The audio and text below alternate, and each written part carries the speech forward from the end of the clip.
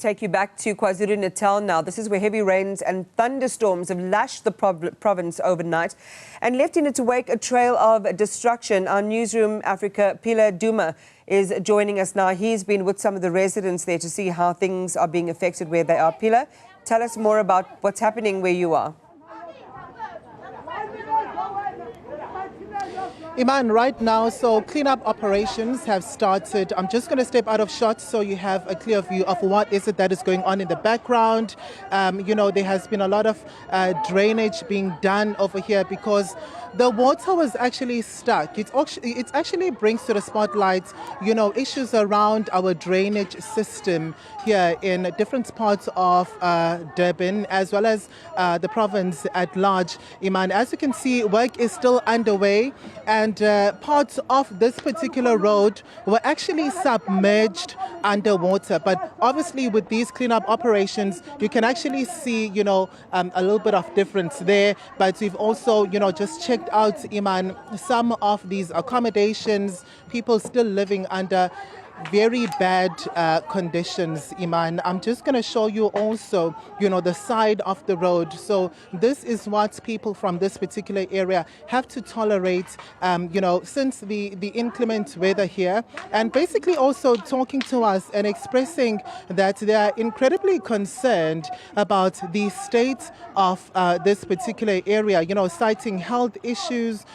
People, as you can see, they're still trying to drain out water from the accommodation, basically spilling the water there on the road, Iman, using buckets to make sure that, they try to get the water out of their accommodations. As we try to make our way in there, just to give you a clear view of what is it that is actually going on, we are going to try to also catch up with some of them. So there's quite a lot that is happening here, and it's going to be quite interesting to see, what interventions are going to be in place for those who have been incredibly affected. I'm just going to try and access, one of the shelters here, as, the efforts to try and drain out the water is ongoing. As you can see there, Iman, it also makes it difficult because there is like a blockage here, if you can see. So it makes it quite difficult for water to actually flow out, of these accommodations. You literally have to make sure that you put in the work and try to, to collect the water or sweep out the water. But then at the end of the day, you're going to have a plan with regards to how you actually get the water out from this particular area, because it's very difficult for you to just sweep it out, Iman. So these are the conditions you're going to also navigate, to try and see how other, residents here are actually living and coping under these conditions. Iman, it's back to you. Phila, tell us more about the community that you are in, where the shelter has been previously provided, and now people find themselves in the situation today, because you can see that they're also constructed in very close quarters. Tell us more about the location itself. We are in Clearwood, Iman. As you've already seen, this is an informal settlement not too far from, an industrial park around here. So, Iman, here you actually get to see people living in this manner. As you can see, accommodations are kind of like squashed up, for lack of a better word. There isn't much, room to make movement over here, Iman. I'm just going to take you through and just show you, how, compressed and squashed up some of these accommodations are. It's very, very hard for you to navigate through. But this is an informal settlement here in Clearwood, and this is how people are actually living here, Iman.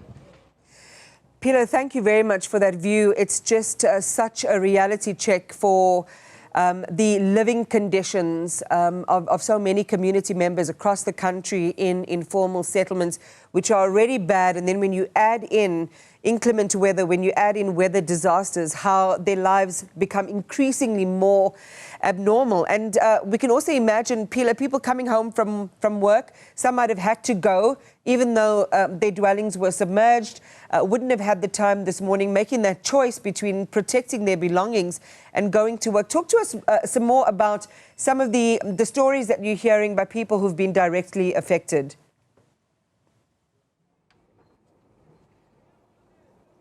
Okay, Iman, so the people that have been directly affected here, it is school children.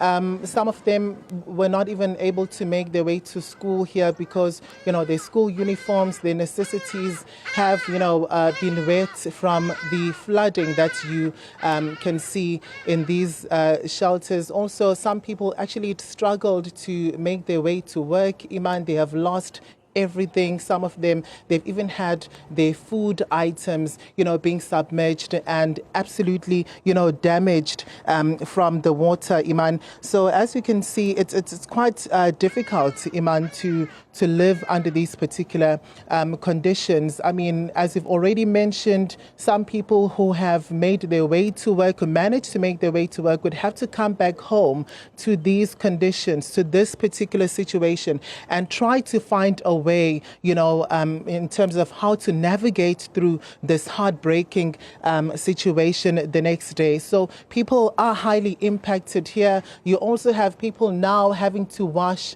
their clothes on the side of the road. People also moving out their items and placing them outside because of the living conditions which are currently caused by inclement weather here. Basically, crying for help, Iman, and saying that this is not the way to go. And you cannot even dispute that. I mean, you can agree that this is not the way to live. So everybody that lives here is incredibly impacted by these circumstances. Phila, if we go back to one of the earlier interviews you did once you arrived there at that settlement in Clearwood, one of the women saying that they were actually moved from somewhere else, another disaster area, to here, and they seem to be worse off. And given the extent of the human demand and the human plight that you're sharing with us now, again, provisions for dinner, provisions for sanitation, provisions for especially the younger ones. And we saw one of the kids in the neighborhood there just walking past our shot a little bit earlier on.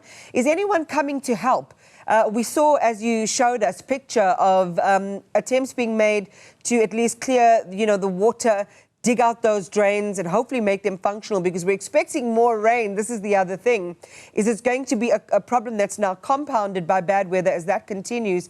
Tell us, if you can, as we close our program, Phila, about who's helping the community in this hour of their need. Well, Iman, from what we have been told is that nobody, or there hasn't been any action, to show that help is actually on the way. With some residents telling us that, Iman, there were some leaders from this particular community, also a councillor from the community coming in here to actually assess, the situation and to just see the extent of the damage which has been caused. But there hasn't been any form of help which has been brought forward, telling us that there hasn't been any food donations, there hasn't been, any rescue efforts being given to them. All that has happened is that a visit was conducted only, but there doesn't seem to be any progress moving forward. So they are also hoping and waiting anxiously to see, post these visits, what is it that is going to happen. They are crying for help because there hasn't been any help that has been brought forward to those who have been affected, Iman. Phila, it's just a heartbreaking scenario that you are sharing with us where you are. Continue to bring us and show us, the faces of other members of our South African community who are really going through hardship in this hour. And perhaps it's an opportunity as well to see how we can help.